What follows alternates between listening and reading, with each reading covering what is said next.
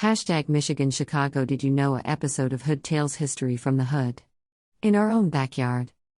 The hashtag Pullman, hashtag Pullmade, hashtag railway, hashtag trains, trails, hashtag civil rights, hashtag labor union, hashtag underground, hashtag railroad, hashtag Ellis Island, hashtag enslavement, hashtag hid story, hashtag hood history, hashtag hood tales, hashtag backyard hid story, hashtag hood hid story, hashtag hid story in plain sight.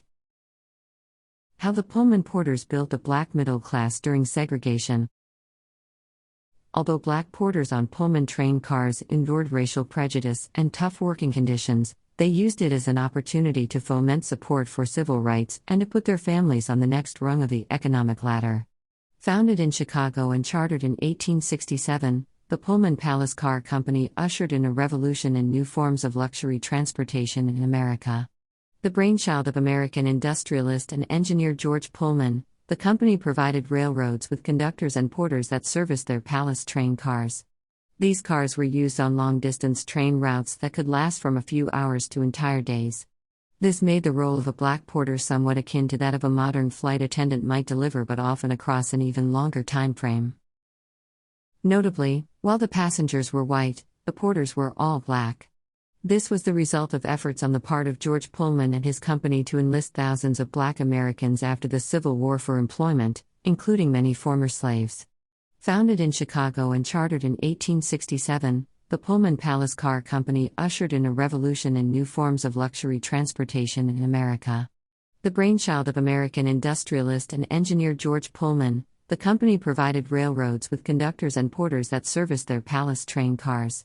These cars were used on long-distance train routes that could last from a few hours to entire days. This made the role of a black porter somewhat akin to that of a modern flight attendant might deliver, but often across an even longer time frame. Notably, while the passengers were white, the porters were all black. This was the result of efforts on the part of George Pullman and his company to enlist thousands of black Americans after the Civil War for employment, including many former slaves.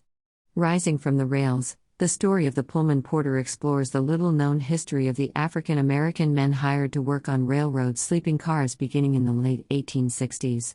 Having a Pullman porter attend to your needs was a vital selling point for passengers seeking truly world-class travel accommodations. The porters worked up to 400 hours a month, often with little or no sleep or time off. Their role was to provide any possible amenity to passengers, including carrying luggage, shining shoes, cleaning the rail cars, and serving food and beverages. As desirable as riding on a Pullman car was for wealthy consumers, the Pullman Palace Car Company also became a highly sought-after place of employment for black Americans seeking to advance their economic status. It is reported that in 1926 they made in the neighborhood of $810 per year, a figure amounting to nearly $12,000 today adjusted for inflation, which was much more than the median black worker at the time. Despite the highly subservient nature of the position, many porters became fiercely loyal to both George Pullman and to his extended family.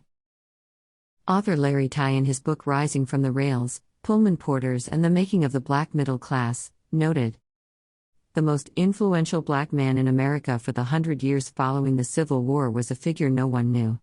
He was not the educator Booker T. Washington or the sociologist W. E. B. Du Bois, although both were inspired by him. He was the one black man to appear in more movies than Harry Belafonte or Sidney Poitier. He discovered the North Pole alongside Admiral Peary and helped give birth to the blues. He launched the Montgomery bus boycott that sparked the civil rights movement, and tapped Martin Luther King Jr. to lead both. The most influential black man in America was the Pullman porter." George Pullman was open that his reason for hiring black porters was that they would provide excellent service and toil for long hours at relatively low wages. He also believed that black porters, particularly those with darker skin, could quietly work in their jobs without bringing unwanted, outside attention to white upper and middle-class passengers. During the 1900s, a time where other prominent businesses were reluctant to hire black Americans, the Pullman Company became the largest single employer of black men in America. By 1920, the company had the distinction of being the fourth largest corporation in Illinois and the second largest in the nation. Underpaid, overworked, and subjected to constant racism, the Pullman porters often faced disrespect. They were often called Boy or George, the latter reference a vestige of slave names tied to slave owners. Nevertheless, These black porters exhibited great pride in their work. Their presence and influence would play an instrumental role in the Great Migration from the South, fueling the rise of a new black middle class and igniting the civil rights movement. In many black circles, being a Pullman porter was seen as a prized job, one that fostered a lasting generational legacy for family members and relatives. They were better compensated than most black workers at the time, enabling some porters to save the money necessary to send their children to historically black colleges. Furthermore, they were not subjected to the grueling, backbreaking fieldwork common with plantations and sharecropping. One of the appealing aspects of these jobs was the opportunity it afforded porters to travel and be exposed to new environments. Being a porter also served as a stepping stone for later careers in high-profile restaurants, fine hotels, and even the White House itself.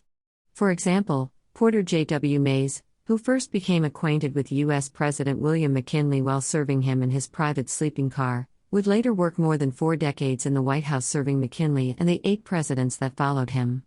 In an echo of the Underground Railroad that helped slaves escape the South before the Civil War, the Pullman porters used the railways to spread ideas about freedom and opportunity to black communities across the nation.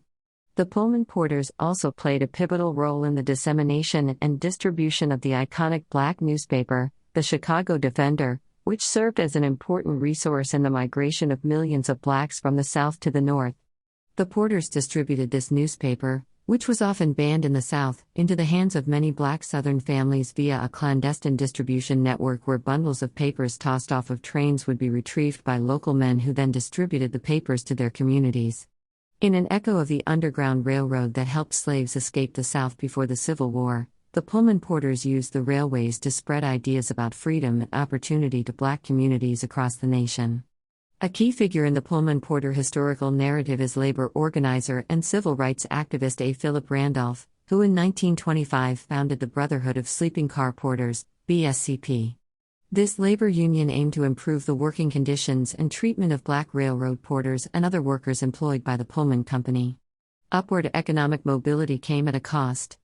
As documented by Andrew J. Diamond in his book, Chicago on the Make, Power and Inequality in a Modern City, the middle-class wages of the Pullman porters depended on gratuities, which placed them in a degrading and precarious position in relation to white customers, who could decide to withhold tips to those not displaying the requisite subservient demeanor. BSCP was established to challenge these demeaning conditions as well as in response to the refusal of the American Railway Union to accept black workers as members. Through the union, Pullman porters were able to leverage their collective power to advance their economic and social position in a deeply intolerant America. In ensuing years, the BSCP engaged in a long, protracted battle with Pullman Company officials over worker rights and pay. After much resistance, the Pullman Company agreed to begin good faith negotiations with the porters. In a landmark development, the company in April of 1937 signed a collective bargaining agreement with the union, the first in history between black workers and a major American corporation. Later, Randolph and the Brotherhood of Workers played a pivotal role in influencing President Franklin Roosevelt to sign Executive Order 8802 in June of 1941. This order was aimed at ending discriminatory hiring practices in the defense industry. It also led to the creation of the Fair Employment Practice Committee, tasked with expanding job opportunities for black Americans. Randolph's efforts in galvanizing the Pullman porters underscore themes like initiative and self-reliance that are often espoused in libertarian philosophy. And although Randolph was an avowed socialist, his fight for racial equality is something that libertarians should sympathize with. The success of the Pullman porters is a reminder that black Americans overcame seemingly insurmountable barriers to become masters of their own fate. Rather than acquiescing to the life of a sharecropper, black Pullman porters made a better life for themselves as well as for their families. Being part of the Pullman Corporation gave them a modicum of the economic power and personal freedom needed to explore new environments and build businesses of their own. CBS News' Randall Pinkston chronicles the history of the Pullman car porters, African American train car employees who worked virtually nonstop in the hopes of fulfilling the American dream. The Pullman porters' social, cultural, and economic impact on America should be highlighted in the history of the civil rights movement. Their legacy of freedom and economic advancement shaped the historical foundation of Black America today. You can find vestiges of the influence of the Pullman porters in their descendants, Their children and grandchildren who went on to create the bedrock for the nation's black professional class.